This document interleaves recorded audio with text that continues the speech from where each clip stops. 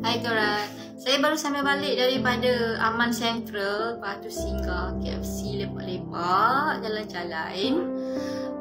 Cuma yang peliknya, kenapa saya tak jumpa seorang pun bangsa penganut agama Hindu di Alustop. Macam hilang. Hilang. Malam ni tak tahulah kenapa, saya nak kena check lah kenapa. Mungkin dia orang ada seremoni apa-apa malam ni. Tapi tiba-tiba saya rasa sebelum saya nak tidur, saya nak sambung baca buku. Sebab tadi saya baca separuh muka surat saja. Okay. Jom kita sambung lagi separuh muka surat. Sebab apa? Sebab saya rajin. Alright, buka muka surat 235. Alright, 235. Impact of society. Okay. Air transport expands the range of consumer choices and opportunities to visit other countries and to experience new culture. Okay, bila kita ada pengangkutan udara ni, kita ada pilihan yang banyak lah selain daripada pengangkutan kapal laut ke, kan, bas ke. Kemudian kita ada peluang lah nak melawat negara lain dan melihat budaya-budaya baru.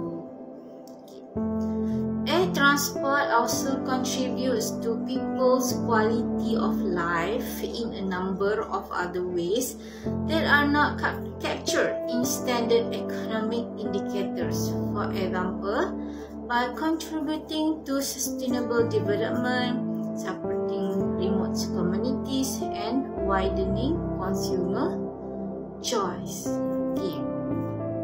Jadi secara tidak langsung pengangkutan udara ni menyumbang kepada peningkatan kualiti hidup. Okay. Alright. Contohnya meningkatkan pembangunan, okay, menyokong pergerakan, okay, dan meluaskan pasaran jualan barang. Okay. Air transport provides significant social benefit. Fokuslah social benefit juga. Kita nak balik kampung ke, nak pergi berjalan ke, jumpa kawan ke, kan. Okay. As the fastest mode, air transportation has been associated with the speeding up of daily life. Okay. Dia mempercepatkan urusan harian lah sebab dia laju, kan. Okay. This effect is most apparent with the astonishing delivery times of goods ordered online from sites such as Amazon. Okay. Jadi kadang-kadang kita nak beli barang daripada luar negara pun cepat. Contohnya kita beli daripada e-commerce seperti Amazon. Okay.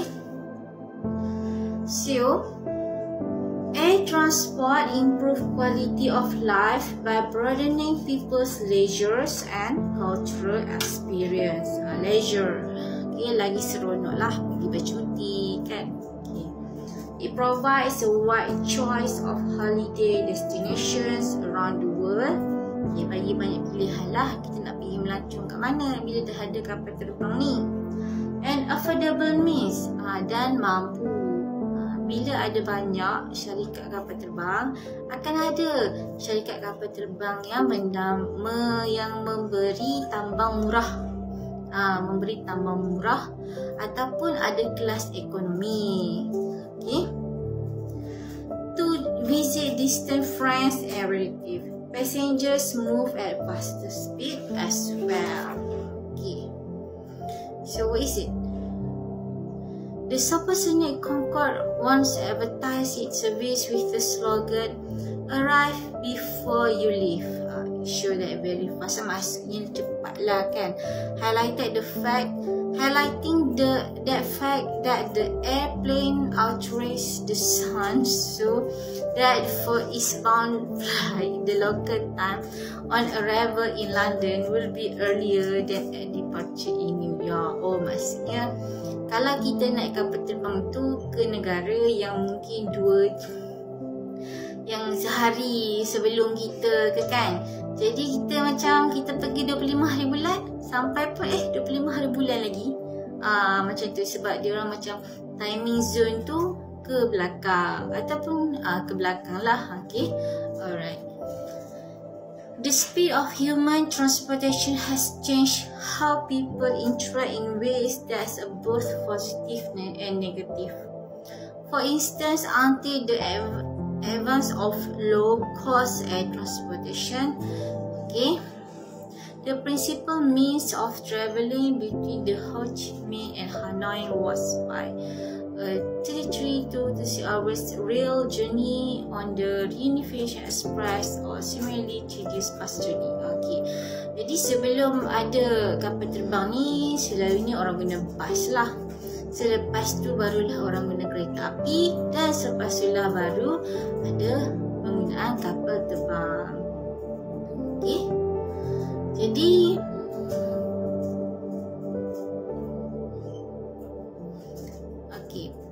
Jadi ada laluan-laluan kapal terbang ni yang jadi sesak lah.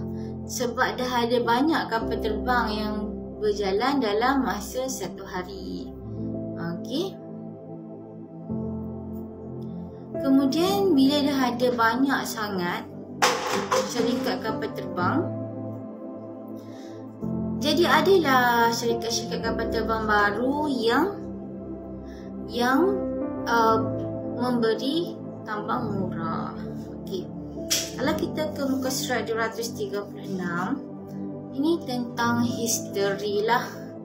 Okey, tentang sejarah macam mana adanya pengangkutan udara.